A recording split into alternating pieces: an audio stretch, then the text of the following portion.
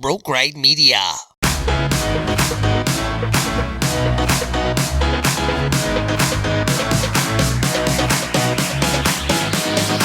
You're now listening to The Straight Shooter Show with your host, The Straight Shooter. Welcome to The Straight Shooter Show. Thank you so much for taking the time out of your day to spend with us. It means a lot to us.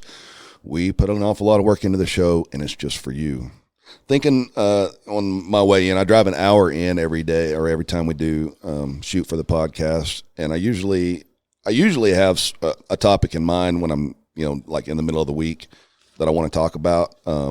But I didn't this week. I've just had so much going on, trying to finish my life coach certification and my son's graduation coming up, and there's just 1,000 things going on. So I just hadn't had a topic. But thinking about it on the way in this morning, I was thinking about my friends, and things that I got coming up with my friends that I'm going to be doing. Thinking about Memorial Weekend, and so I wanted to talk about the contrast of friends, who you spend your time with. There was a time in my life not too long ago, 15 years ago, 10 years ago, that I had pretty much surrounded myself with people.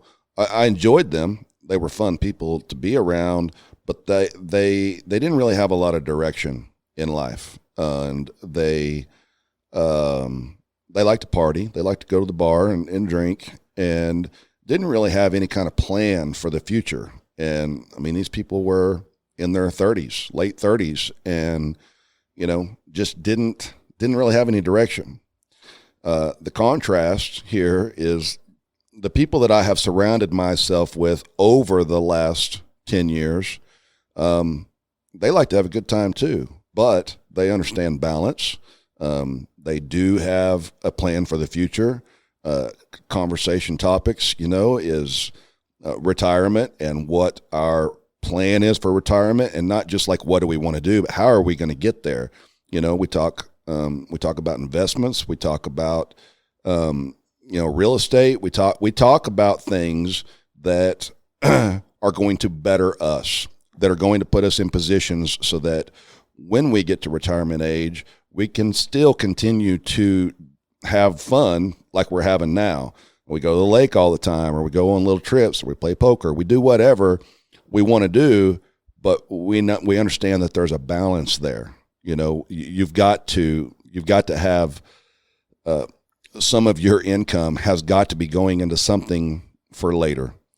And I think that, that's something I always have told my son, and I've, over the last 10 years, have put it into practice, is that you kind of become what you surround yourself with. The more you're around a certain particular type of people, the more like those type of people you're going to become. My dad's a great, great golfer. I mean, really great golfer. And I loved golf when I was younger. I was okay, but I was never as good as what he is. When I go golfing with him now, I play the best game ever. I mean, I'm at the top of my game when I go golfing with my dad.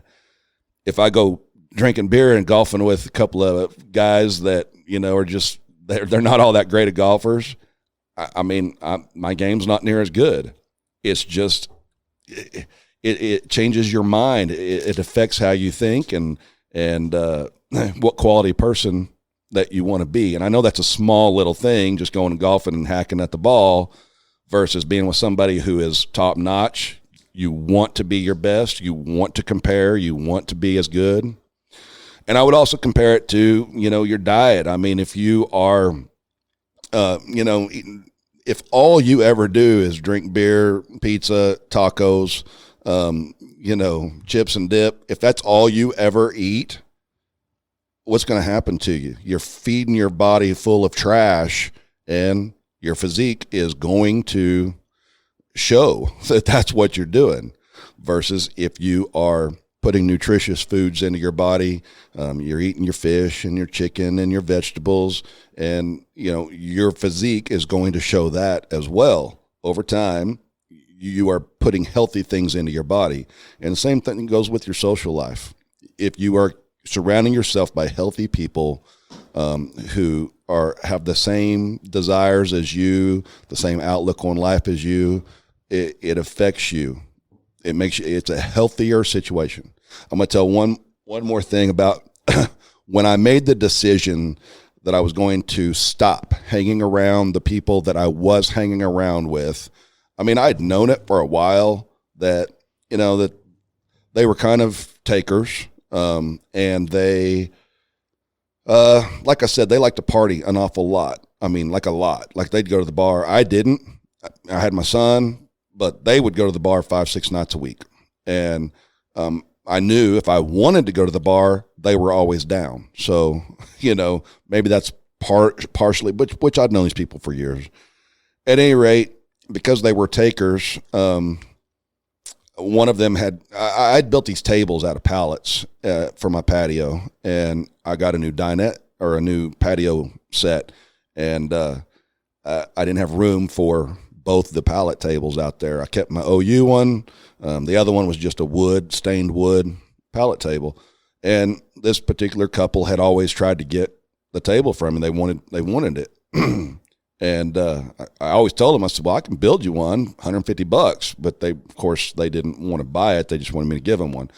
So when I get this new patio furniture, I called the wife. Well, I tried to call the husband. He didn't answer. So I called the wife and said, hey, I don't have room for this table anymore. Do y'all want it? And she's like, yes, yeah, we'll take it. But we don't have a truck. Can you bring it? I said, yeah, I'll load it up. I'll bring it over. And she says, can you stop and get us a 30-pack on the way? And knowing them, I said, okay, you mean stop and get you a 30-pack and you'll pay me when I get there? Which you shouldn't have to ask somebody that, but I knew because I knew who they were. And she's like, it's not payday weekend. We ain't got no money. I'm like, so you want me to load up this table that I'm giving you for free, bring it to your house, and on the way you want me to buy you a 30-pack? And she said, if you could. I said, I tell you what, I had a party. Somebody left a 30-pack of Pabst Blue Ribbon in the fridge. If you want that, I'll bring that to you. She's like, yeah, bring that. We'll take it. I did. I took them the 30-pack of PBR, took them the table, unloaded it, and that was the last time that I hang out with them. I'm just done with this relationship. And for a year or so, they would make comments on Facebook, like, man, sure would like to go to the lake. Sure would, like if I was posting that we were at the lake. Well, sure you would. Yeah, you would like to come to the lake and drink my beer and not pitch in for fuel and eat my food. Sure you would. But no, I'm done with that. So the relationships that I have formed over the last 10 years, I don't have to ask somebody. Everybody that I am friends with now is a active participant in the friendship. Yeah. They call me, they check on me, they ask me if I want to do stuff. They pitch in money, I pitch in money. If it comes to work, we all help each other. I have no tolerance anymore. I will not be friends with people who are not actively involved equally in the friendship. Yeah. You're dead on today. I don't have any rebuttals to that because I'm in a phase right now. To where everything was kind of going south for me about 3 years ago, where I started realizing that I was drinking too much. I was smoking too much. I would smoke so many cigarettes on the weekend. I wouldn't smoke during the week. Only smoke when I drank, but I'd drink a ton on the weekend. Right. And I'd smoke so much I'd turn my fingers yellow. Yeah. Like 2 packs a night, man. I was smoking a lot. And I was like, man, it's time for me to quit. I got to quit this. And I fought to quit it. But every time I'd tell myself I wasn't going to go buy beer, I'd do it. And then I was like, holy shit, I'm at a point right now where I want to stop doing something and then I'm not. This must mean I'm an alcoholic, right? Right. I'm trying to stop something, but I'm not doing it. I'm telling myself literally every day for a year that I was not going to buy beer today, and I did. Right. I was like, I'm a fucking alcoholic. That's the only answer to it, right? Even though I wouldn't drink during the week. Well, the people I were hanging out with, as I was trying to quit, were telling me, Zach, you're not an alcoholic. And then I'd buy into it. Well, I got to where I wouldn't talk to them anymore because it was like, you're not listening to me. Like, I have a problem, you know, I have a problem with this, you know. And then I had to get rid of everybody and kind of go off by myself besides my wife, you know. Right. And my wife was the best part of this. I told her, I sat her down, I said, hey, I'm going to quit drinking. I don't expect you to, but this is what I'm doing. And I'm not going to drink anymore. And I quit January 4th, you know, going on 3 years ago. Well, this next January will be 3 years. Right on. And she never had another drink either, right along with me. But even throughout these last 3 years, all those old people that were in my life are telling me, dude, you can have a beer now. You haven't drank in over 2 years, you know, and smoked and stuff like that. Like, you can have a beer now and you'll be fine. Zach, you were not an alcoholic. Right. And like, no matter how much I tell them, like, dude, like, your definition alcoholic may be different. Like, maybe I wasn't an alcoholic, but what I will, like, I don't care what your definition of it is or what you call me, but what I was going through, I was uncomfortable with. I want to move forward. And then you want me to go backwards. You see what I'm saying? Like, because let me ask you a question. If I drink with you this weekend, this one time, are you going to come back to me and hang out every time in my garage and pay for my cigarettes and stuff like that once I start drinking again in my garage by myself? Like, are you going to be there? Or are you going to answer your phone whenever I have to talk to you about this? Like there's no accountability there. And so like I had to cut literally everybody out of my life and kind of go off by myself and make new friends. I'm still trying to figure out what sober people do for fun. You know what I mean? I still I just kind of immerse myself into work. That's all I do now is work. Yeah. You know? Well, I mean, there's plenty of stuff to do fun that's sober. I mean, you play cornhole, you play horseshoes, you play poker. I mean, there's all kinds of stuff you can do sober. Well, fun. We were talking about the stock market. We're doing that now. Yeah. That's fun to me. That's just kind of fun on the side. It's kind of gambling. Yeah. Well, me and my buddy had a talk about that the other day. We got in a debate. I don't think it's gambling. Well, it depends. It really depends on how you invest. I mean, if you are investing for the long term and you're hoping that you can get, you know, I mean, like a good year's 10% return on your money, and you're researching companies and what they really offer, and you know you're staying up to date on, you know, or if you're just putting money into a cryptocurrency. Yeah. Well, no, I think that's more of a gamble. But if you're putting money into a mutual fund or like an IRA or something like that, then no, it's not really gambling. I mean, it kind of is, but not really. I mean, more than likely over time you're going to make money off of it. But yeah, I think cryptos are 100% gambling right now. Maybe you're right. I don't know, but like I don't know. It's fun. It is fun. It's fun. Like I'm not putting any money that I'm not scared to lose. Yeah. You know, into it. I mean, now at this point it's about $1,000. So yeah, I don't want to lose that. You know what I mean? So, but yeah, I agree with what you're saying about the whole friend thing. You got to, like, even I was thinking while you were talking, like, haven't you noticed like people that's been married for a long time that like they'll start developing like characteristics of each other, but facial features too, almost. It seems like I've got this married couple, this girl I graduated high school with, her and her husband over the last 10 years, they look like almost identical now. I was like, what the hell? Like, do you think there's anything to that where people start to actually look like each other? Yeah. I mean, I know what you're talking about. Yeah, I can see that. And it has to do probably with how they carry themselves, their facial expressions. Yeah. Things like that make it seem more like people used to tell. I had several people tell me that me and my ex-wife even made comments on Facebook. They're like, y'all look a lot alike. It's probably because we spent so much time together. I mean, we were together for 10 years. So yeah, you know, I can see it. Yeah. That's what I'm saying. Like there's a lot to that, and it's okay to cut friends out. Whenever it gets to that point, it's okay. Like you've got to learn to do that. I have some friends now that I keep at a distance for sure. Like I haven't I've cut a lot of friends out, and there are some friends now where I keep at a distance and they know their place. You see what I'm saying? Excuse me. I told that story. I think I told it here. I don't remember if I told it here on TikTok about one of my best friends now that I met at the lake like 5 years ago, something like that.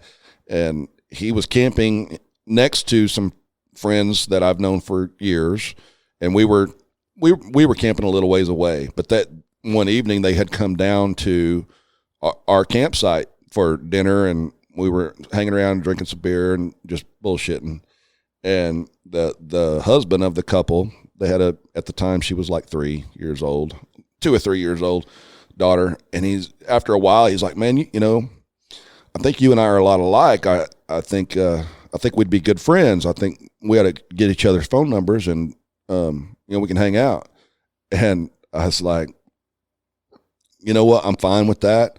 But I just, you know, to be clear, so you understand I'm not chasing friendships. So if you want to be my friend and we exchange numbers, I'm not going to be calling you and asking you if you want to hang out. I'm not, you know, if you're not calling me, it's over. If you're not going to invest yourself into a friendship, you probably don't want to start a friendship with me. So don't blow smoke up my ass. I'm not paying for your stuff. You know, and I pretty much and of course I'd been drinking, but I just laid it all out. And I said, look, this is what I'm willing to do for a friendship. If you're not going to bring equal energy, just forget. And he's like, man, I like that. I like it. And he's been a great, great friend for like 5 years now. Boundaries are super important in any relationship, you know, like, I mean, with your kids, with any friends, like that's all you did right there was set your boundaries, man, and expectations. And then, so that guy, because you did that guy knows how you expect to be treated. Yeah. You know, and so that's how he treats you now. And in fact, I'm going to their house tonight. I'm going to stay the night at their house because they live way out by the lake. It's like 45 minutes from the house, 45 minutes from the house. And, you know, I bought that camper that goes in the bed of my truck. Yeah. Well, he's helping me weld these steps that fit into the receiver hitch because that camper's kind of high. I mean, it's tough to get in there. It does look high. So I bought this metal and he already got it all cut up. Well, this evening we're going to weld it all up so that I've got steps going up into the camper. And I said, I'll stop and get some fillets or some T-bones or something. I'll bring some beer. We'll weld it up. We'll grill out. We'll just hang out. I'm offering that as hey, thanks for helping me weld this up. I'll bring the steaks and the beer. You know what I mean? Yeah. If I were doing something for him at the house, you know, him and his wife, they would probably bring the steaks or, you know what I mean? That's 10, 15 years ago. I didn't have friends that did that. It was always a take, you know, from them. Yep. Or if I had I'd have parties all the time, especially football parties. And this one particular couple, I'd say, hey, why don't y'all bring some chips or dip or something? And they would stop like at Dollar General and get like $1 bag of the cheapest chips that they could, you know what I mean? And I'm like, just don't bring anything. Yeah. You know? It's so hard for some people to give, you know what I mean? It's so weird. It's weird. It's like there's this, I have a friend that it's almost like he has a mental block when it comes to giving. He could have $1 million in the bank. Yeah. And even though you've given him $1 million, he won't give you $1. Yeah. You know what I mean? Like that friend would literally probably kill somebody for me. Yeah. You know what I mean? But he wouldn't give me a penny. Yeah. You know what I mean? It's the weirdest thing, dude. I don't know, man. But also in return, because of that, like you right now, that guy's been my friend for like a decade, right? Mm-hmm. If he asked me for money, if he called me right now, I was like, Zach, I need 50 cents. Or I'm going to go to prison for the rest of my life. I'll be like, I ain't got it, dude. Sorry. You know what I mean? But if you did that, I would. You see what I'm saying? Like, because I know that you would like do the same thing for me. Like if you were like hurting for money or something, I would give you money. But that guy that I've known for 10 years, I wouldn't, because I know how he is. And I'm not going to, he knows that too. I'll never give him another dime again, ever. Because I know how he is. He knows how I am. And so like, don't even fucking ask me. Don't even ask me, dude, for 50 cents. I'm being dead serious too, dude. I'm going to tell you something to stop that conversation. That's the second time that you've used the F word. And I just need you to know this, because after that one episode, you were like, I owe your parents an apology. Oh, are they mad at me? And then 30 seconds after you said, I owe your parents an apology, you dropped the F-bomb again. And then you started talking about pussy. Oh, and my dad, I went to my folks' house for dinner, and my dad said, Zach said I'm he owed scared. us an apology, and then this is what he did. So you tell Zach he owes us another apology. Oh, and now, no. after this conversation, you owe them a third. I tell you what, you better buy some Man. steaks. You need to buy some steaks. I'm gonna just write him a letter. I think at this point, it's weird too because like when you're telling me that, I'm getting like scared on the inside. I'm like, oh shit, Jason's parents are mad at me. I try to edit out when I say the F word and stuff like that. But then I'm like, you know what, man? Like, I'm just going to leave it because nobody really says anything. I mean, guys, this is the way I am. Like, I cuss. Like, have you ever heard Gary Vee talk about he cusses in front of his kids? Yeah, I know. do the same thing. It's because, like, I want my kids to trust me. Like, the way I am with you is exactly the way I am with my kids. Like, I have no skeletons in my closet with anybody. Yeah. And I believe I'm the way that I am. Now, granted, I do think cussing is gross, and it's not always the greatest, and I cuss way too much. You see what I'm saying? And I want to quit that, but my feeling on it is that I've got so much other thing, like this nicotine gum that I chew. You mentioned that. I want to get rid of that. Like, I have a couple other small habits that I want to get rid of, and I feel like cussing's kind of low on my list right now. So look, I cuss. Probably more than I should. I'm a truck driver, for crying out loud. Yeah. I've lived a pretty wild life. I did not cuss in front of my son at all, until he was like 12 or 13, and I overheard him in his bedroom playing his video game with his headphones on, and he was dropping the F-bomb. And I had called him into the I said, hey, when you finish that game, come to the kitchen. I need to talk to you about something. He's like, oh, okay. So he comes in there, beep hopping down the hallway, and he's like, what's up, Dad? And I'm like, you effing having a good time? I hope you're effing. And his eyeballs got big as silver dollars because he had never heard. And I'm like, do you like to hear me talk like that? And he's like, no. And I said, well, I don't like to hear you talk like that either. I don't want to hear it anymore. Now he's 18.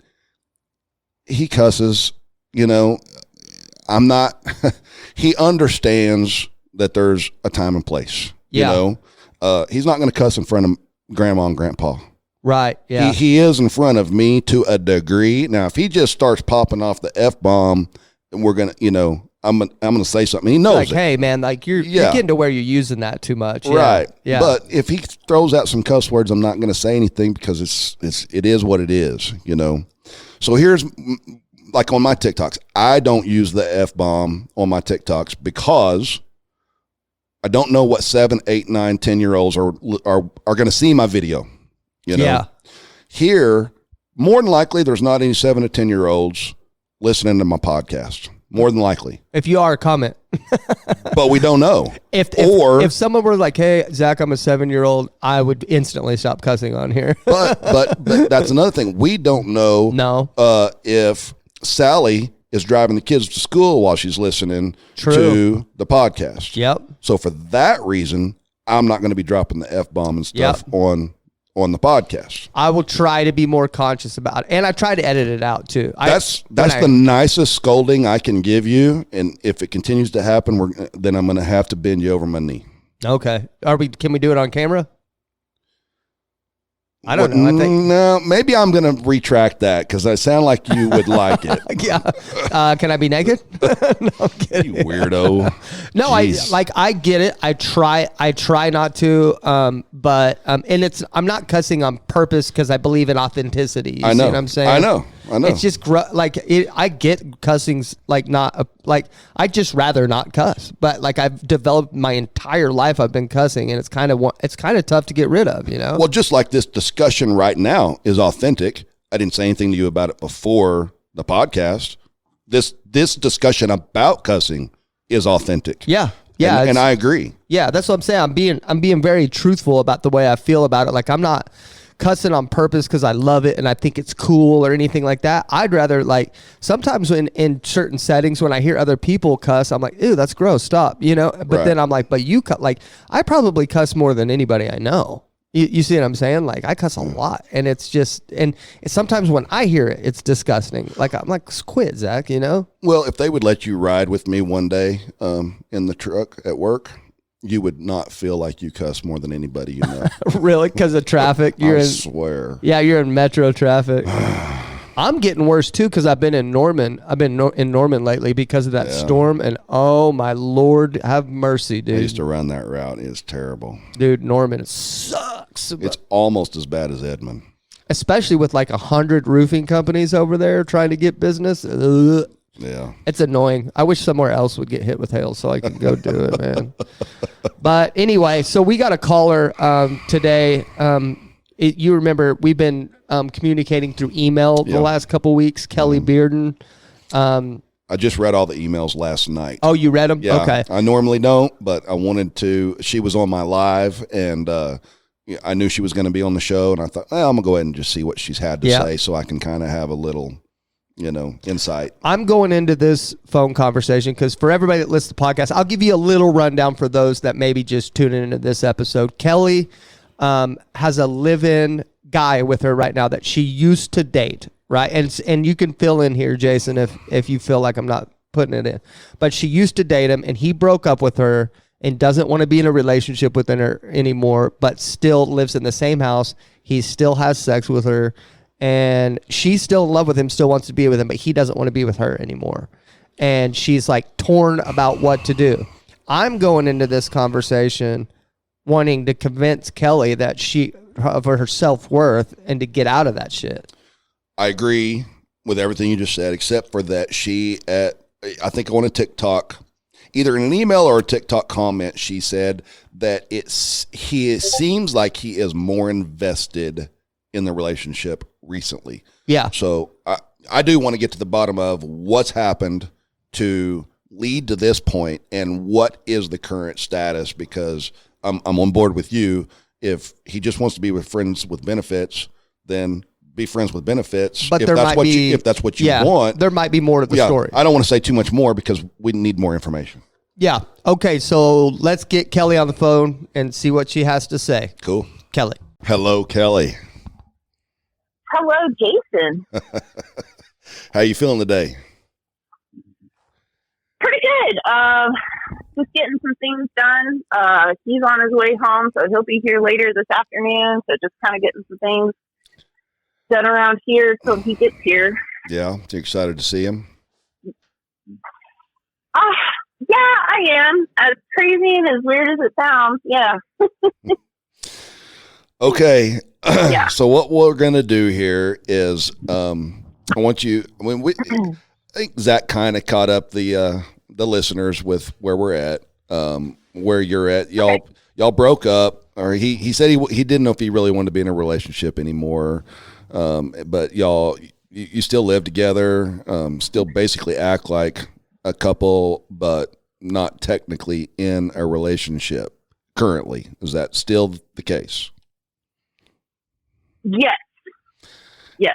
Okay. That is the. So you had I don't remember if it was a comment on a video or if it was in an email. I don't remember where it came from, but I remember at some point you said that it feels to you like he has become more invested in the relationship since he's been gone. Is that right? Yes. When he left for school, since he's been gone these last 3 weeks, it constantly, maybe I'm just overthinking it, but we were in constant communication. We were, it just seems like since he's been gone, it just seems he's been more involved than when he's actually here. Now, granted, I don't know what's going to happen when he gets in. Right. It could just be the fact that, he's been gone. It seems like he's more invested now than what he was kind of before. So I just may be overthinking it. Maybe it's just because he's been gone and he misses home because he's been saying that a lot. He hasn't necessarily been like, oh, I miss you or anything like that. He's just like, I'm ready for this to be over with. I'm ready to be home. Yeah. But constant communication. Okay. When's the last time you guys had a serious conversation about the two of you, about the future, about, what he wants? That's been something I've been playing heavily on my mind. Really haven't had a conversation since, well, the last time we had kind of a conversation was back in December when we decided to kind of do this friends with benefits thing. Mm-hmm. Didn't really put too much of an emphasis on the situation. All I asked was that, don't make me look stupid. At least respect me in that aspect of things. Like, yeah, I know what I'm doing is not exactly respectful, mm-hmm. but just don't make me look stupid. That's all I ask. Right. And so far he has. It's like I said, he's not a bad guy. I don't, like I was saying, it is something I kind of want to talk to him about when he gets back. I kind of want to know, like, hey, am I wasting my time? This is how I'm feeling. This is how, I think things could still be fixed and manageable, but how are you feeling? I've always tried to have very open communication with him from the very beginning. Mm-hmm. He is a guy, and sometimes trying to get some things out of him has been like pulling teeth, because I'll ask him, how do you feel on this? How's things going? What's going? Oh, I'm good. I'm fine. Yeah. And then it just seems like later down the road or something, then it's like an issue. And I'm like, I just asked you not that long ago, but you told me everything was fine. And then now it's an issue. Right. Okay. I think you deserve to know where his head is, where he stands. And I highly, strongly recommend that you do have a conversation. I mean, not the minute he walks in the door, but like in the next few days. Yeah. I mean, look for the opportune time that, there's not a lot of distraction, and that y'all can, sit and talk. And I would even have kind of a list of questions. It can be a short list, but things that you want to know, I mean, I would say, it seems to me that we're still living as a couple, although, in December you said you didn't really want to be in a relationship. I mean, unless you are talking to other people or interested in talking to other people, then we're basically still in a relationship, just not with a title. And so right. I just kind of want to know, I mean, is that going forward, are you wanting to, see what else is available out there? Are you wanting to date other people or talk to other people? And, if that's the case, then you have to determine in your own mind, do you want to live there and allow that? And if so, are you going to date other people living there? Are you going to try to, go do your own thing? I mean, if it were me and I was, first of all, I wouldn't stay there. If he said, yeah, I want to see what else is available, I wouldn't stay. But if I was going to, I would definitely be dating like heavy. Like I'd line something up every night if it were me. Kelli, are you in a position to where like you could move out like right now if you wanted to? Like, could you? Yes. Financially? Yes, I am. I don't know. I think really you should demand answers. Like you should have. I know you have self-worth. I know that, and I know this is all stemming from love. But like, it's okay to demand, right? Am I right, Jason? Like, absolutely. Demand answers. Absolutely. I mean, you deserve that. I think demand, yes, but I think you should be. I think everything, how you come at somebody is going to alter the results of the conversation, Yeah. So go ahead, Kelli.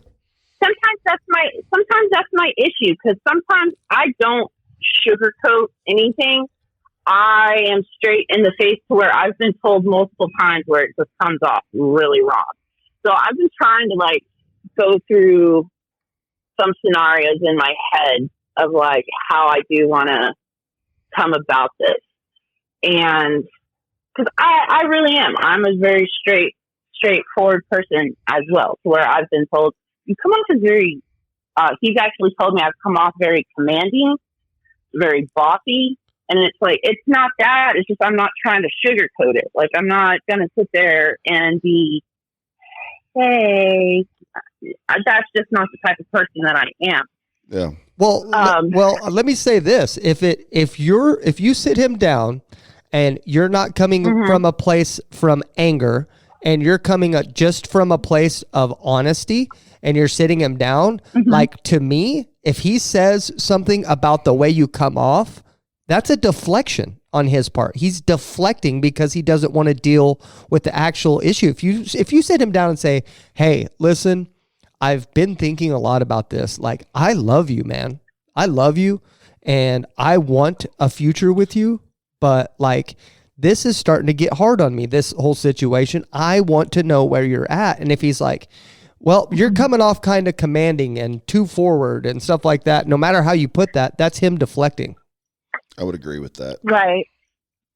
You know, I mean, hang on, Kelly. I would agree with that, but I still maintain that your tone, a person's tone, is going to have an effect on how the conversation goes. Yeah. Period. And so that's why I'm saying don't do it when you're mad. Like, find a place in the time that he's home where you're not frustrated with the situation, where you're not frustrated at all with the situation, where he might be sitting down and y'all are maybe even enjoying your time together or something. And don't think, well, we're enjoying our time together, so I don't really want to ruin that, so I don't want to have that talk. Well, that's the time you want to have the talk, other than a time that when you're actually mad and like sitting here, I'm frustrated right now with what's going on, so I want to talk about with this right now with him. Well, you're going to get matched frustration and you're going to get defensive. You want to give him no reason to deflect, none. You want to hit him with honesty, and you want to hit him with a calm, cool, collected approach with 100% honesty. So if he does come back at you with any type of response, it's deflecting, and it's not only going to be obvious to you, but it's going to be obvious to him. You got to back him into a corner. Right. And sometimes backing him into corners, because I've done it before, and I've noticed he's not real big on confrontation, because when I moved in almost 2 years ago, back in June, this year, June will be 2 years. He ended up having we had roommates. Like, from the time we were together all the way up until March of this year, we had 3 other roommates. So that put a lot of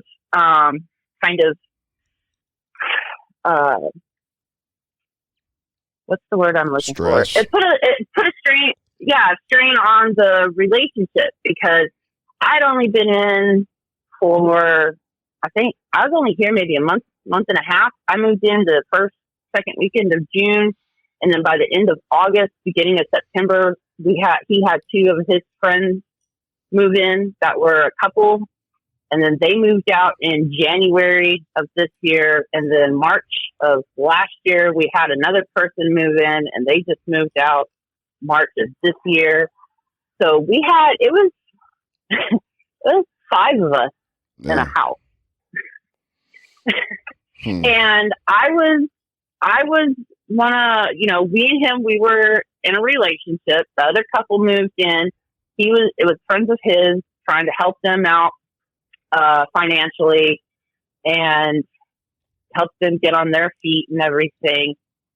I was, like I said, since I moved in, I've done the cooking and cleaning and, the typical, girlfriend relationship stuff.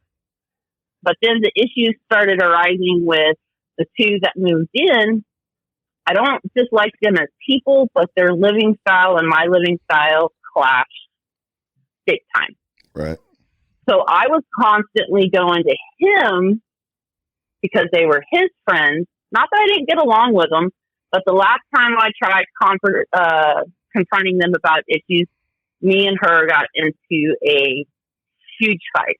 They're younger. They were mid to late 20s when we're in our late 30s. And so trying to confront them on it through this, well, if I'm such a burden on everybody, I'll move out. And it caused like a big ruckus to where I was basically told, don't go to them if you have an issue. So I would go to him, and then I'd be like, hey, they're not doing this, they're not doing that. Like, this is your house, these are your friends. Like, I feel like I'm being a maid to these two people that, you know, I don't appreciate it. You know, these are grown people. This is your house. They need to help out more. So in a corner with that, didn't really get anywhere. I would go to him, and it just seemed like he would, okay, yeah, I'll talk to them about it. But then nothing ever got done. So in all honesty, I'm not even 100% sure if he even talked to them about it or not. Yeah. But I think it put a strain on us because I tried not to nag too much, but it was just getting to the point for me where it was like, this is too much. Like, why am I cleaning up after these adult children, basically, is what it felt like. Right. To where the point I think it did get in January, they ended up moving out. And it's still, even to this point, here we are in May, and their stuff is still here. Okay, in January is when they moved out, and January is also when he said he didn't want to be in a relationship anymore? He said that back in July of last year. Kind of hit me out of left field. Just one day, we were in a Burger King drive-thru, and he just was like, you know what? The house doesn't feel like a home to me anymore. I want to pack up my stuff and just move somewhere else. I don't feel like that's a home. I think we've just been going through the motions. And I was like, wait, what? Like, it hit me out of left field. Were you guys fighting a lot? Were you guys fighting a lot during that time? No. We had a few. Like I said, I was complaining about the other two roommates a lot, but it wasn't like we were arguing or fighting about it. I just kind of tell them, be like, hey, can you ask them to clean up their stuff? But also those two, when the third roommate ended up moving in March, he was a way younger guy. He was like in his early 20s, where them two, they were hunting buddies, everything. They were moving, they were going places and stuff all the time. Now, this is where I kind of feel like it also might be like the younger guy a little bit, because he was a good looking guy. I'm not saying that at all, but also military. His wife was in their home state, and he was down here basically hooking up with a bunch of different people all the time. And them two were hanging out a lot. And so I think he saw that, and I think that's maybe where he started, like I said, it just came out of nowhere. He was all like, I think we're just going through the motions. I haven't been feeling it lately. I need to go think about this. He went off for a few hours and came back, didn't really tell me anything. And I was like, kind of sitting there on like pins and needles, like, what's going on? And then I finally told him, I was like, look, you know, things have changed. Let me know. Like, don't sit here and keep me in suspension. That was on a Saturday. And then on a Tuesday morning, got up, went to work. Within, 30, 45 minutes of him being at work, sends me a Facebook message telling me that his feelings have changed. He hopes we can still be friends. Just kind of out of nowhere. And I was like, what just happened? like, what just happened? Like, seriously, over a Facebook message? You couldn't tell me this to my face? This is weird to me, Jason. Yeah, it is Isn't me it? too. Is it something weird? Okay, so that Tuesday when he sent you the Facebook message when he came home from work, y'all continued to share the same bed? No, he actually started sleeping out in the living room on the couch. So from like July to December, he slept out on the couch. At that point in time, financially, no, I couldn't move out. I was like, well, at least give me some time to save up some money. I've been working through COVID. I've been working, but I wasn't really saving up money like I should have, or just saving up money. So from then to then, it was really strange because here I am in a house of 4 other people. I'm off in the bedroom. He's sleeping out on the couch. The other 2 had the other room. And it was kind of weird. That would be very weird. Yeah. So then we started having some arguments because I felt really hurt because when we first got together and things, that was one thing I kind of asked him at the very beginning was like, hey, don't lead me to believe things are fine when things are not fine and then blindside me because I don't do well with change. So for a while, it was like walking on eggshells. He had his friends, him and his hunting buddy were going out all the time. The other 2, they had their own stuff going on. And then I'm here at the house just like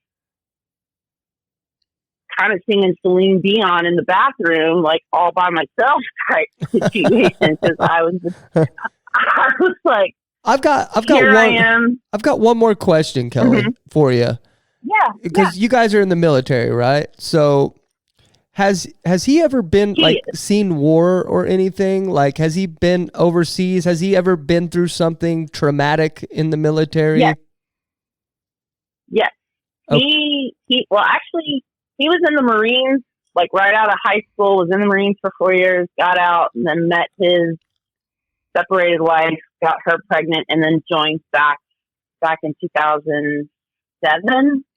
So from 2007 up until now, he's current military. So he went to Iraq or Afghanistan or? Yes.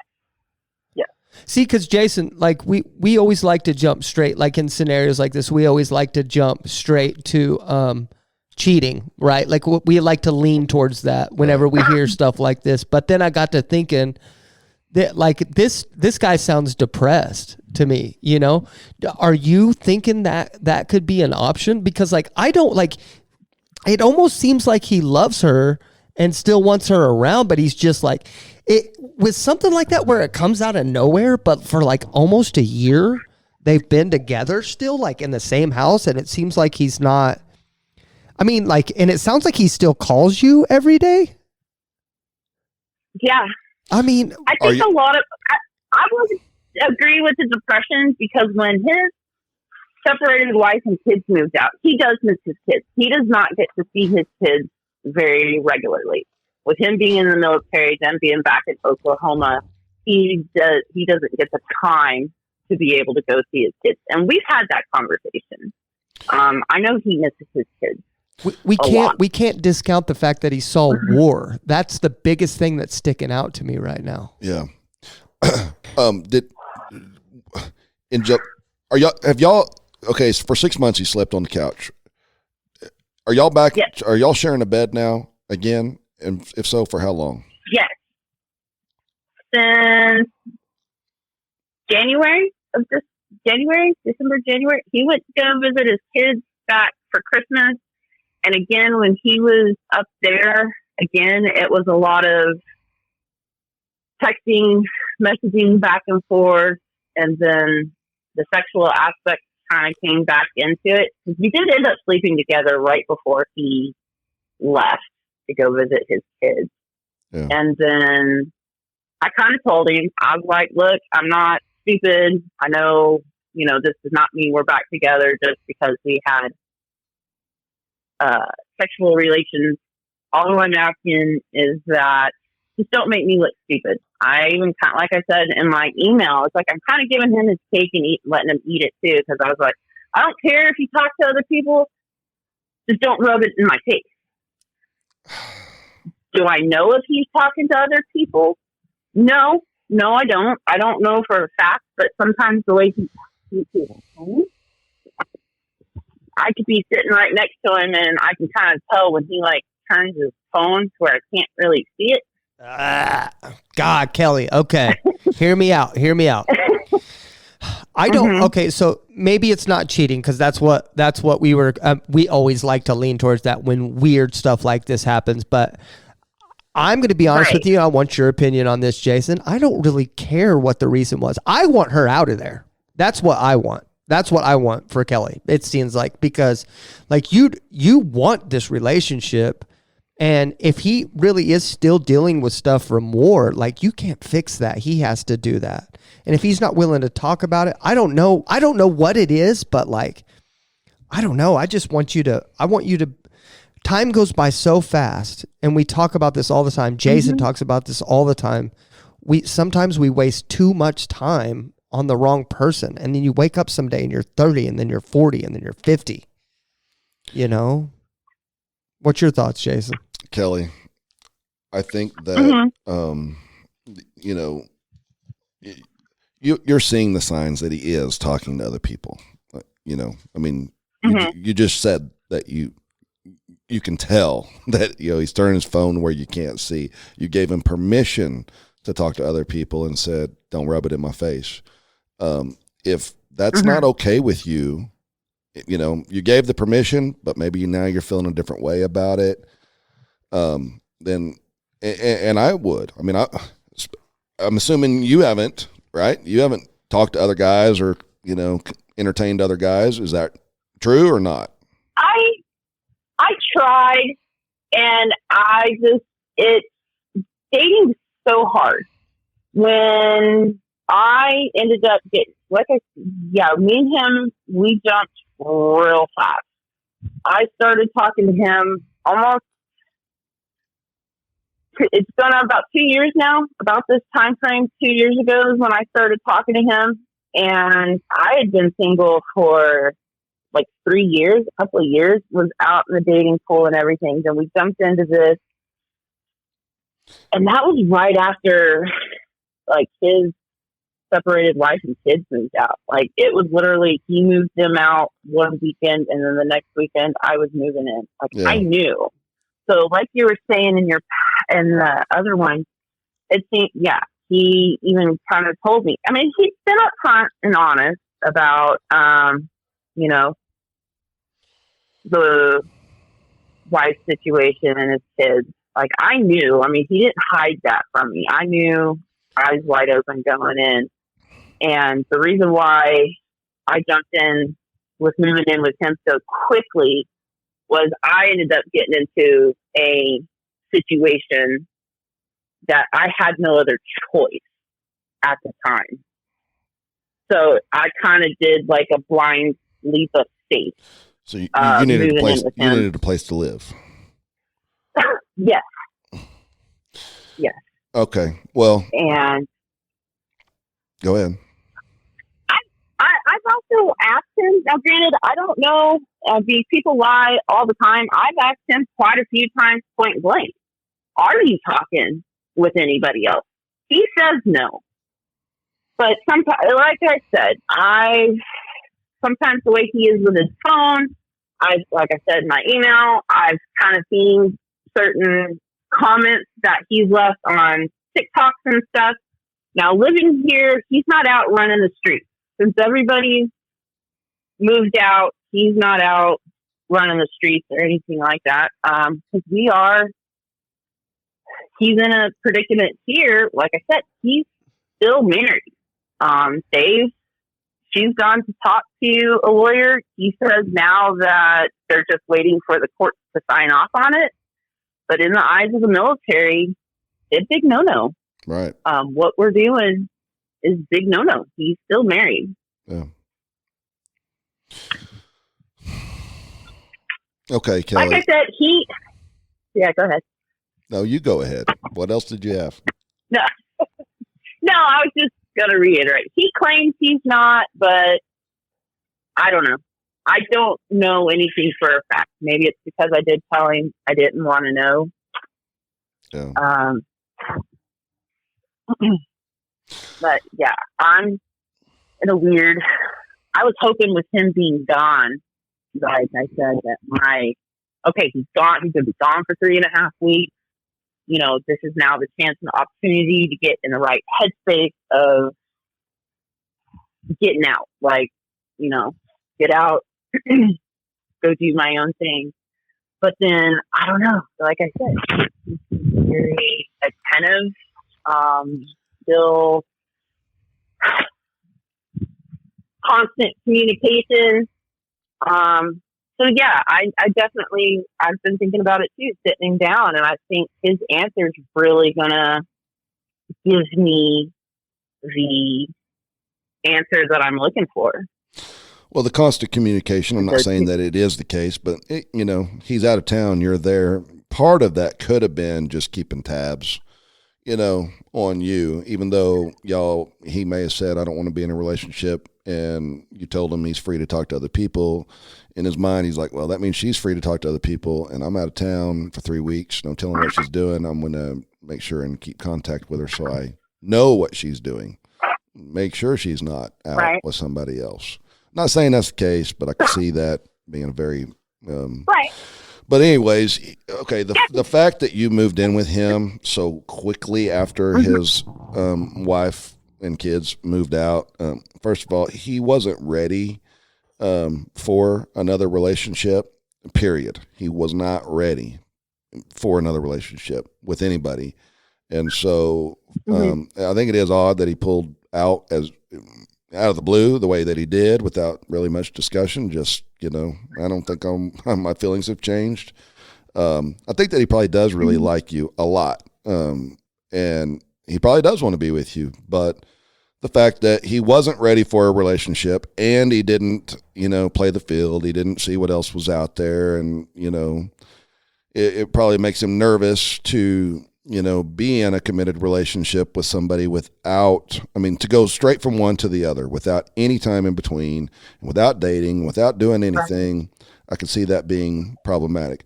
The problem is that you did move in. Y'all did become a couple. And so now if he doesn't want to be in a relationship anymore because he wants to play the field, then it makes it almost impossible for you to come back into it. I mean, you can't let him go play the field and see if he can do better. And if not, then he'll come back to you, because screw that. Who wants to do that? I mean, that will never be healthy for you. You'll always have underlying resentment that he didn't just accept you as the best option. So it sucks that that's the way it is. Had he gone out and played the field for a while and, dated for, 6 months or a year. First of all, if he'd have taken a year, 6 months to process his divorce and finalize his divorce, or whatever time it took to finalize his divorce, process the divorce, work on himself, and then he started dating, and then, somewhere along the line he met you and y'all ended up together. We're talking a totally different dynamic than what you currently have. Right. And so it's going to, it just makes it nearly impossible.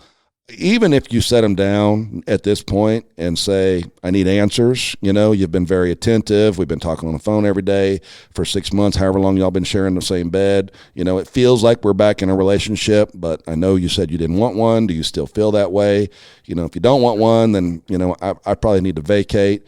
But even if he says, yeah, I've thought about it and I do want to be in a relationship, I don't think he's ready to be in one. I don't think he's prepared. He hasn't had the time to process and work on himself to be in one. So even if he says that, yeah, I've thought about it and I do want to be in a relationship with you, I think you're going to have problems. Yeah. I think that down the road, you're still going to have issues because he did not prepare himself for a new relationship. You brought up a story several weeks ago that fits perfectly this, when you said that there was a time where you were still in love with your most recent ex-wife, right? Yeah. And you said that at one point she said, I want to move back in and I want to get remarried. And you said, hell no, I'm not marrying you again. And it's because you can't, because she had at one point, and Kelly, I don't know if you've listened to all our shows, but Jason at one point, they had been together for 7 years, and she left him and moved back to her original hometown after 7 years, and they got divorced. And so now, that's a very long time. And so now, even if Jason wanted to let her move back in and wanted to get remarried, he cannot trust her to not move back out someday. He said, fine, you can move back in, but I am not marrying you again. Bottom line, I can't trust the fact that you're not going to pack up and leave again someday, and I don't want to go through that. This fits perfectly into the situation. Like, even if he decides, how can you trust that one day he's not just going to hit you off guard in a Burger King drive-through and say he doesn't want to do this anymore, you know? Right. I agree with that. Yeah. But that aside, even if he doesn't do that, there's still going, I believe that there's going to be other issues for, because he hasn't dealt with it. He hasn't dealt with his divorce. He's he's in something with you. Yeah, I agree. And maybe he's masking the feelings of the divorce. Maybe he just has pushed it to the back of his mind for now. But everybody that comes out of a relationship needs some time to process it and deal with it and work on themselves a little while before they enter into another one. I mean, almost every single person that I know that has gone from a marriage directly into a new relationship, like with no time in between, has been disastrous. Every time, dude. Name one that's been good. Yeah. I mean, even me, I've done that. I've done it too. I have. Yeah. It's terrible. It goes terrible every time, man. And so it really does. I'm concerned that even if you have this conversation with him and he says that he wants it, that he's decided that he does want it, you're prolonging, the inevitable. And I know that sucks, Kelly, and it's not what you probably want to hear, but that's the truth. I mean, that's just how it is. Right. Yeah. So, I mean, you can have that discussion with him and see what he says. If he says, nah, I'm really not ready still for a relationship, then, my advice would be start looking for a new place. Yeah. If you don't, after that conversation, that's the first step is, we told you what we thought how you should approach it with him to have that talk. If you don't feel the warm fuzzies after that conversation, in my opinion, you'll listen to this episode. You'll hear what I said leading up to this phone call. I had already made up my mind that I want you out of there. You see what I'm saying? Like, no matter what the issue is, what this guy's put you through, in my opinion, I want you out of there. You see what I'm saying? But I'm also not the life coach. Right. I'm just a guy with opinions. You see what I'm saying? So that's why Jason's a little more level-headed than me. That's why he's in the position that he is, because I run off emotions, and I was mistreated for so long, and you seem like you're willing to put your energy into somebody, and you can take that energy and put it into somebody that'll take care of you. It doesn't seem like it right now, but there's somebody out there that's going to take care of you and take all this energy and give back to you, Well, and like Kelly said, he's not a bad guy, and I don't believe he's a bad guy either. No. I think it's a bad situation. Like, thank you for your service. Like, I know he'll never listen to this, but like, that guy probably has been through some shit, man. Like, he's probably seen some stuff that we've never seen. Like, me and you've never seen that kind of stuff, know? And that's probably, I'm sure part it has of the a factor. reason. I'm sure it does. But at the same time, so should Kelly stay in there and take one for the team? No. No. No. He's got to learn how to process that, You know, you shouldn't have to take one for the team because of something that you weren't there for and he went through. And I hope that he gets the help that he needs, you know, and I hope he will, but it sounds like he doesn't want to process it because he won't even talk to you about stuff, you know? So here's the bottom line, Kelly, and I sense you're probably not going to fully take, you know, my advice because I know you want, you know, you want to be in this relationship. You love him, or you feel like you do anyway. So the bottom line is this. I think that if you have the conversation with him, he says he wants to stay in it, and you stay in it, you're probably delaying the inevitable. There's going to be issues, and it will probably end up ending, you know, in a year or two anyways. Right. If it's worth it to you to, you know, to gamble on that, that's entirely up to you. That's just what I believe would happen. You know, you may, you know, after having this conversation, you may reconsider the whole talk that you're planning to have and say, you know, I have thought a lot about this, and, you know, you said you weren't ready for a relationship, although we've been acting like we are in one, and I'm just not here for that. So I'm going to start looking for, you know, a place to move because you need time to, you know, process your divorce and get better for yourself and better for somebody. And I don't really want to be around for the backup if you start, you know, if you go date a bunch of people and can't do better. Now, if he wanted to take, you know, if he wanted to take 6 months, 8 months and finish his divorce and not date and Then come back to and you. then come back to you. Yeah. That's totally different situation. Yes. I like that. I like that. So you're at the point where you think she should, Jason, you think she should like just skip the talk and just pull the trigger? In my opinion, I would make the decision rather than let him make the decision. I'm with you on that. I would say for a healthy relationship, if I'm important to you, if I am important to you, you will take the time to figure out what the hell you do want. You will process your divorce. You will work on yourself. You will, without me in the picture, without me being here as a crutch, you will figure out what you want. And if dating is what you want, great. You're a great guy. I'm sure you'll find somebody great, but I'm not going to stick. I mean, I'm not going to be in reserve. So, and if 6 months from now you've healed, and if I'm not in a relationship and everything goes, and somehow, some way our paths cross again, then we can do that. You see what I'm saying? But you can't wait too long when he gets back, you know, to do that either. Like, I remember you saying it was kind of messed up to do it while he's gone, but if you wait too long, by the time he gets back, he may suck you back in, you know? Yeah, it needs to, in my opinion, the conversation needs to happen in, you know, not today, but maybe tomorrow morning. Maybe tomorrow morning. Yeah. Like, you don't want to see what happens is you're going to get accustomed to the feeling that he gives you when he's there. And then you're just going to prolong it and you're going to get used to it. And then you're going to put it off. And then you're going to get used to putting it off because it hurts. It's uncomfortable. What you know you need to do is uncomfortable. Right. And you don't want to do that. And I get that. But we have to do some things that we don't want to do in order. Kelly, how old are you? 39. I'll be 40 in September. You see what I'm saying? Like, I'm an old chicken. Well, Jason's older than you, and I'm almost as old as you. So let's not say we're old, okay? Let's not do that.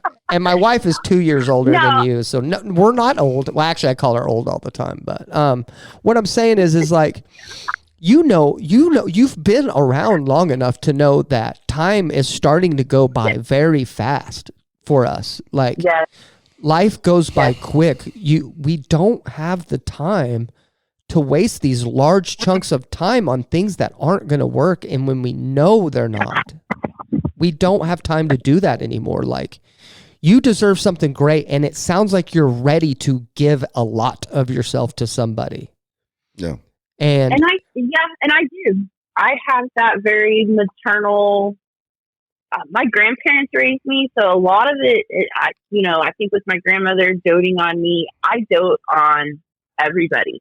Like, that's just what I do. And I end up just usually the one that always ends up getting hurt from it.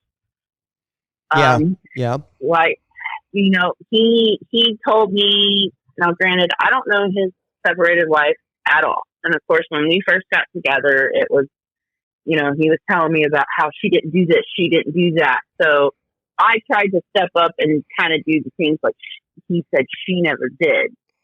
Yeah. Not trying to replace her. That was not what I was trying to do. Not trying to replace her, but I was trying to show him like, hey, other women are not like that. Like, that's just not. So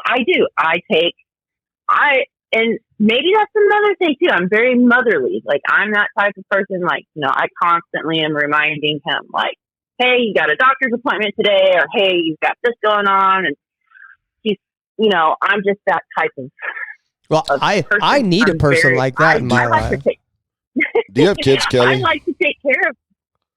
I have one son. He's just about to turn 19. I was actually wondering that too, if she had kids, because I'm sure you don't want any more kids at this point, right? Or do you? No, I actually had my teeth tied. Okay. Yeah. Oh God, a while back ago. I don't, and then actually, in all honesty, like, I don't even want to be married again either. And that was a conversation I had with him. Yeah.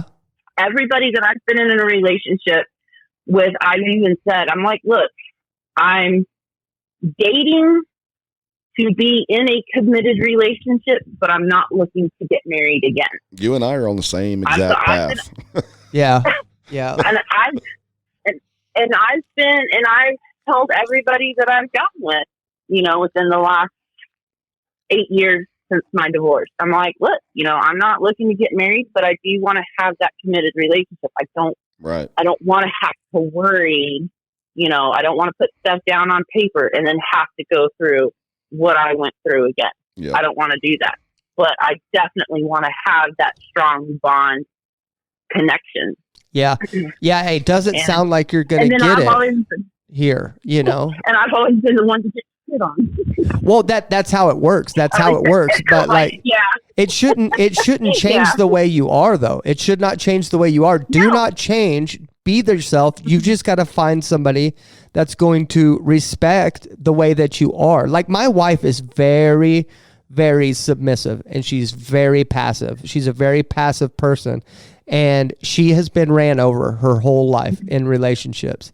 And I know if I wanted to, I could run over her too. So I have to be very careful with her, because I know if I want to continue to get the things that I want from my wife, that I have to take care of her and make sure I never take advantage of her knowing how she is, not even one time. You see what I'm saying? And I monitor that with almost everything that comes out of my mouth, because I respect her. I respect her, and I never, ever, not even one time do I want to take advantage of her, because I enjoy what she gives me. And you've got to find somebody that is conscious of your feelings every day. And they are out there. They are out there.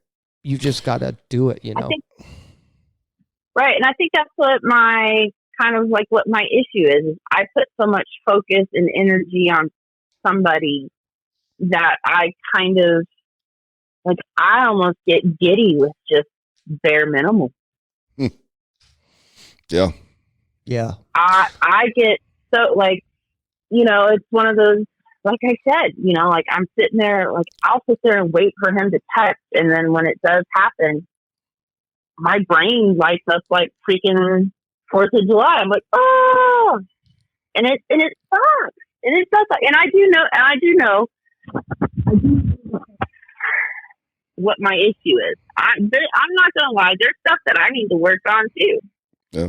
I'm not perfect. And I think that also too, it stems from, I have abandonment issues. I'm not saying I'm comfortable in the situation, but I'm comfortable in my day-to-day, get up, go to work, come home.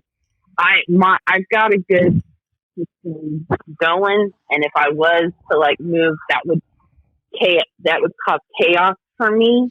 And when I get chaotic, I end up doing bad and stupid decisions. No, but hold on. What I've learned from you so far in this conversation is that you roll with punches really well. Like when you were talking about your roommate thing, it sounds like you transition really well to change. You just don't like it. Like if you just made the change, you'd roll with it well. You just don't like that initial hit. That's what it sounds like to me. Yeah. Yeah. I have very deep rooted abandonment issues. Because it seems like when he said that his feelings changed, it's almost like, oh man, I need to like sink my hooks in deeper. Right. And I know that that's not going to get me anywhere. Because like I said, I've been, spending money on him. I've been buying him gifts. I've been trying to step up with some of the sexual situations and even him too. Like back in December, and since he's been gone, he's been on this weird buying sex toys kick. I don't know. I mean, I'm not complaining. I'm not complaining. Why is it that women? Go ahead. No, I want you to finish that thought because I think I know where you're going. Why is it we stick around for good sex, but stay in a shitty situation? I mean, we all do that, right? We all women. do that. That's do not that just. too. I mean, I would say guys do that more. Like seriously, Yeah. I was just saying. Jason said something in the last episode. He said when you were younger that like it didn't take much for a guy to get interested. And I said, yeah, you're right. I mean, all it took for me was a nice ass. You could literally, your face could have looked like you got hit by a train, and your personality could be as bland as somebody like Larry King. And I'm in if you got a nice ass. You see what I'm saying? But like, it doesn't take much. The sex thing is important. The sex thing is important, but we stick around for that kind of stuff because it gives us this dopamine drop when you have this weird or kinky sex. It's awesome. Like it's this awesome feeling, but unfortunately it doesn't translate into good, healthy relationship. Right. Always. It doesn't always. Yeah. Yeah, I agree. Yeah, I think. What are you thinking, Jason? I know. This is a conundrum. What are you thinking, Jason? I was going to say when you told me that you get giddy for the bare minimum once you said that, two things went through my head is I think she has an abandonment issue, and I think that she has a little bit of a self-esteem issue. And I'm not saying that you don't think that you're a great person, but if you're getting giddy for the bare minimum, then you have an issue with your self-esteem. Whether you know it or not, you don't get giddy over the bare minimum if you feel like you deserve better. Yeah. Right. And so those are a couple of things that you're right. You need to address. I don't think you're ready for a relationship either. I don't think so either. Until you,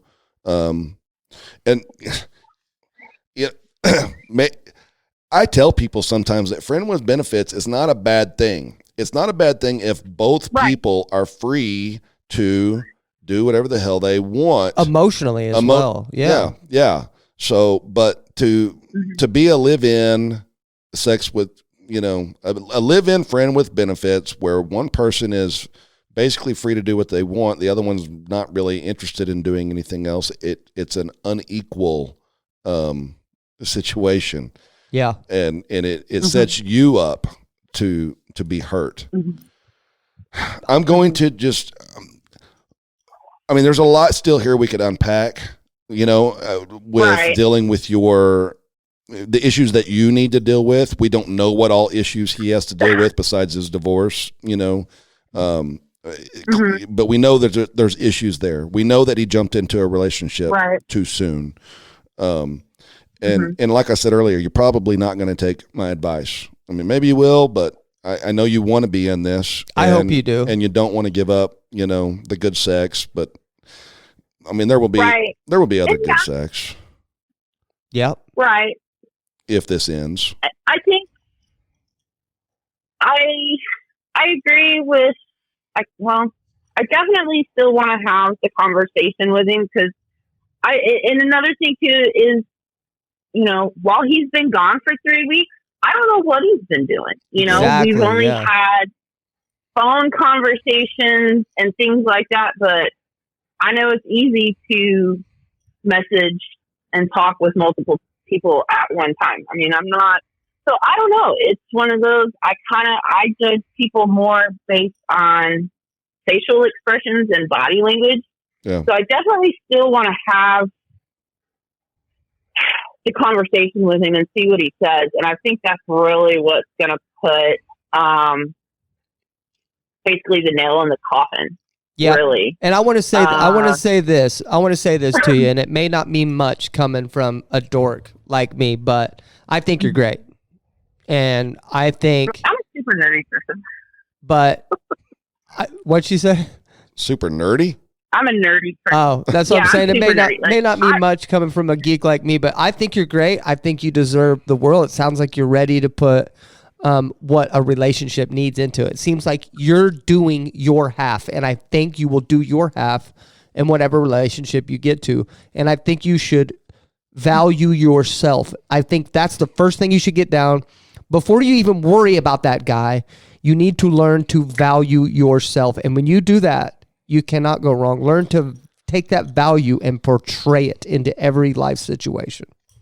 And when I hear you say that you still want to have the conversation and that, you know, kind of depending on what he says, may put the nail in the coffin, you're still giving him the power in this situation. Right. You know, you're still saying, well, if he says he wants me, then I'm going to stay in this. And, you know, if he says this and this, you're going to go into it in your head and say, if he says this and this and this, then I'll stay. Or if he says this and this, and then he'll say something and you'll be like, close enough.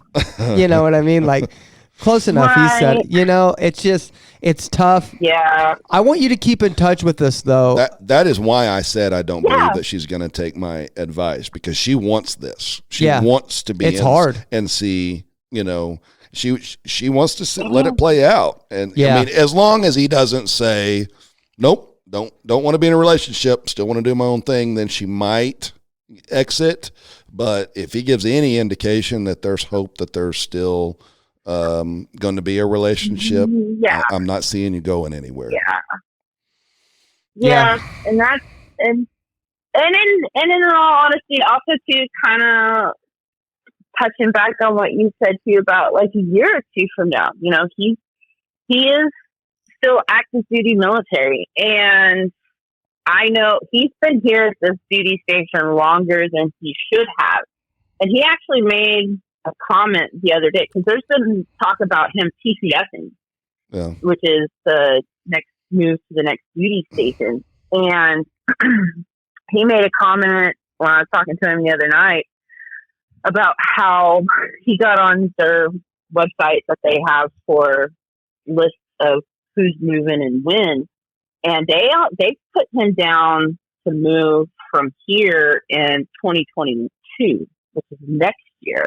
But he kind of made a comment about how, like, when he gets back, he needs to talk to his higher up, because before he left, they were talking about trying to get him up to SEAL so he could be closer to his kids. And he even made that comment too. So yeah, I mean, like you're sitting there and saying, it's one of those, if he gives me the chance and the opportunity to stay, I'll probably stay. But then if it comes a point in time to where he's like, okay, well, I got to pack up and move, it was nice knowing you, then I'm going to feel like, let me ask you a question, because for men, right, like, we want to be the ones to break up. Is it the same way for you? Like, I mean, it hurts worse for you, right, if you don't do it first. Let me ask you a question. If today you think he was going to move, do you think he'd take you with you? Take you with him? Probably not. Well, that's a question I would have in this conversation. When it comes time for you to move, do you see me going with you? I mean, work that question in there somewhere, because if the answer is no, then, or even if he hesitates, right? Yeah. What are you waiting for? Yeah. You're almost 40, you know? Yeah. Time's ticking. Yeah, big time. Because it's one of those, I never saw myself at almost being 40 still having to deal with these types of issues. And I thought it was going to be more mature as adults, but I've noticed that as we get older, some things get back down to very immature, and then there's the mature. And I don't know. Yeah, it's still. I think you're right from like the very first episode when you read the email. Like, I know what I need to do, but there's still a part of me that hopes and prays that he says, or, you know, hey, let's make this work, or hey, let's, you know, continue on. But I think in a way, like, I know, and I more or less kind of looking at myself and just looking out for myself. And the fact is, like I said, yeah, I do roll well with punches, but that first chaotic, like, punch, it's just me moving out. It's going to be, Yeah. I don't want to like revert back to where I have to like.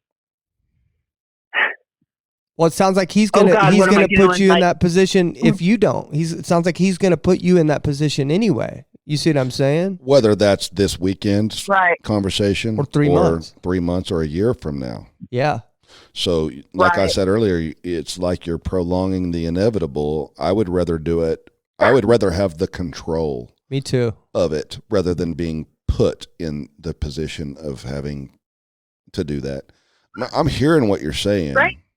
You know, about the dread, you're not really wanting to do that. And, you know, I understand what you want, but it's just not sounding like what you want is what's going to be the reality. Yeah. That sucks, huh? Sucks to hear that. I wish we could always, like, I just wish, like, we don't ever really, we always have to, like, that's the thing though. That's why people come to us though, because we do tell the truth. We're going to tell you the truth and how we view it, you know? Right. And it sucks, man. Right. I want you to keep in touch with us though, and let us know how it goes and stuff like that. We'll read your emails, and we can even get you back on the phone again. But I want to see you. Definitely. I want to see you happy. I love that whenever we have a phone call like this or an email and someone says, hey, I did what you guys said, or even if you didn't do what we said, because we can admit when we're wrong. And then in a year from now, if you guys are happily together and doing great, we want to hear both ways, because we're not always saying we're right, man, but like, it's just, I'm always right. Jason's always right, but I'm not. I still think she should leave and take the dog. That's what I think, Jason. No, I'm not. I came with my stuff. I'm leaving with my stuff. There you go. Yes, as civil as possible when it happens. As civil as possible. All right, Kelli. All right. Stay strong. Thank you. Get your list together. Yes. Make sure you're ready whenever you do have the talk, that you've got your thoughts together, and keep calm. I will. Okay. Thank you so much. Keep in touch with us, Kelli. Happy Mother's Day. I will. Thank you. Thank you. All right. Bye. All right. Bye-bye. Bye-bye. Dang it, man. I want to reiterate that he's not ready for a relationship. I think she's closer to ready than he is. I think she does need to address the abandonment issue and the self-esteem issue so that she feels more worthy of what she deserves as a woman. Well, if she figured that out, if her issue would be solved, you know. Yeah. But I think that if she, like I said, I didn't think she was going to take the advice, because I could tell she wants it too much, or she doesn't want to be thrust into the moving and all that stuff. And I think she does have strong feelings for him, whether she's in love with him or not, who knows? But I think that even if he says, like I said earlier, even if he says, okay, yes, I do want to be in this relationship, I don't think it'll last for more than 6 months or a year, and it'll be right back where she's at. So, and then she could, it could be a back and forth for several years of him not sure if he wants to be in it or not, and then it's just a roller coaster ride for her. So I'd be pissed if he packed up and left her there. I'd be pissed. Well, that's what'll happen. I know. I'll be so mad though. I don't know why. I'd be mad. I'd be mad at that.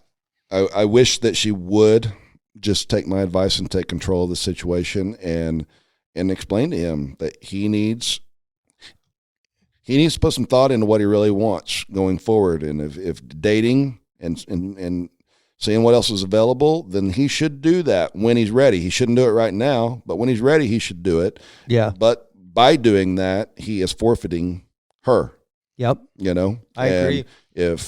If he wants to take some time to put some thought into that, then if he takes that time to deal with his divorce and everything, and he comes back and he hasn't been out whoring around and says, you know what, you and I can make this a pretty good thing. You have a lot to offer, and I want to be with you.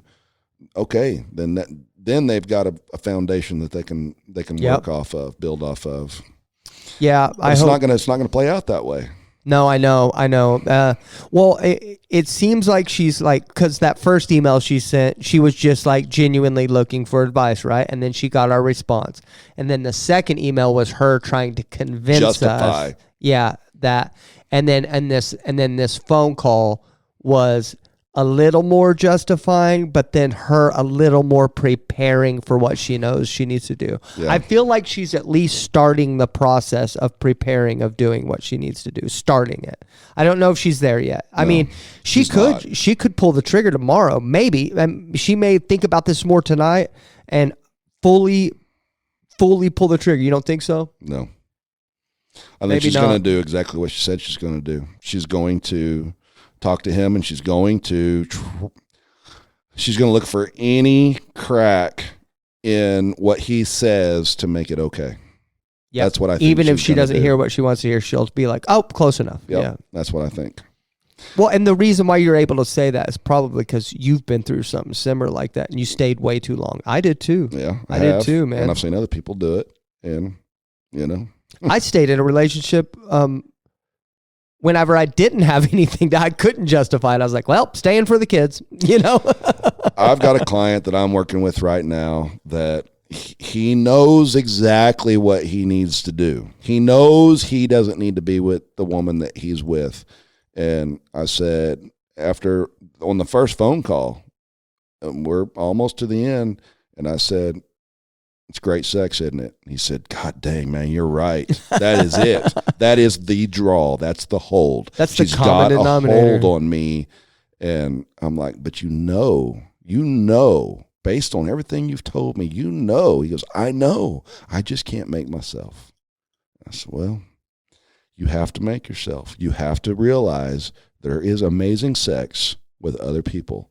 I mean, you can find somebody that treats you the way you should be treated, that is not selfish and is not doing the stuff that she's doing. And you can have amazing sex with that person, the person that treats you right. Yeah. I will never, ever in my life be controlled again by amazing sex, because I know that I can be treated amazing and I'm going to have the full package.